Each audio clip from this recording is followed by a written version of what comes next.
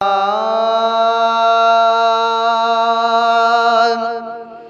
तेरे नारो लगे पियो सदाई चौथो करी इनकारो यदा नेठित अली तलिया भाऊ ध्यान त दिल में धारे यदा है तेरे नारो लगे पियो सदाई चौथो करी इनकारो यदा नेठी अली तलिया भाऊ ध्यान त दिल में धारे यदा नारे हणण सां बेड़ी तरे पई चेहरे ॾिसण सां हियां ठरे थी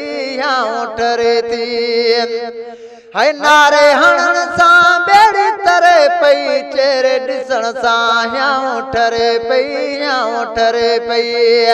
कोन ॾिठो अथई चेहरो अलीअ जो कोन ॾिठो अथई चेहरो अलीअ जो नूरी चमकेदारो यदा नेठी अली तलिया भाऊ ध्यान त दिल में धारे यदा है तेरे नारो लगे पियो सदाई चौथो करी इनकारो यदा नेठी अली तलिया भाऊ ध्यान त दिल में धारे यदा बुग़्ज़ त रखंदो वाबे दीनो तोखे न साहिणो घुर्जे सीनो सां घुर्जे सीनो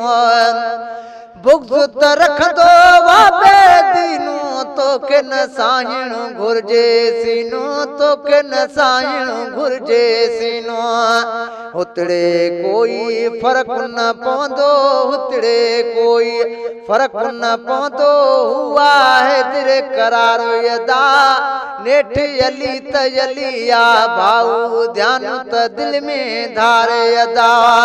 है तेरे नारो लगे पियो सदाई चौथो करी इनकारो यदा नेठी अली तलिया भाऊ ध्यान त दिल में धारे यदा सोटो नबीअ जो शेर खुदा जो न्याणो मोहम्मद मुस्तफा जो न्याणो मोहम्मद मुस्तफा जो है सोटो नबीअ जो शेर खुदा जो न्याणो मोहम्मद मुस्तफा जो न्याणो मोहम्मद मुस्तफा जो शाहे मर्दा शेरे यज़दा शाहे मर्दा शेरे यज़दा कुवत परवरदिगार यदा नेठी अली तलिया भाऊ ध्यान त दिल में धारे यदा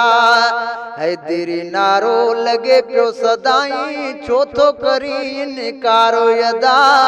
नेठी अली तलिया भाऊ ध्यान त दिल में धारे यदा हसन हुसैन जो बाबू भलारो जाए जन्म जी काबो भलारो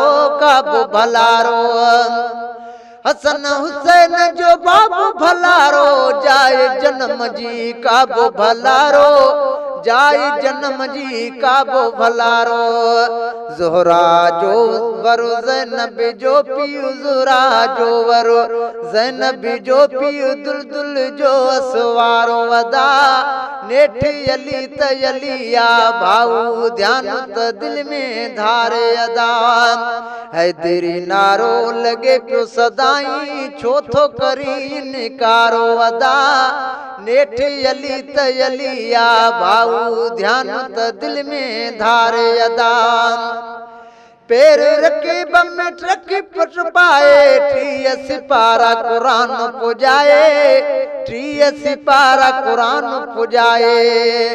पैर रकीब में रखी पाए टीह सिपारा कुरान पुजाए टीह सिपारा कुरान पुजाए एड़ो शहंशाह मुंहिंजो मुर्शिद आहे मणिया दारो वदा नेठी अली तलिया भाऊ ध्यान त दिल में धारे यदा मीरा लगिला लखे कोरो के न रुकबो शान लिखी रजायत पढ़बो शान लिखी रजायत पढ़बो है तेरे नारो हर हर हर को खाए भली को खारे यदा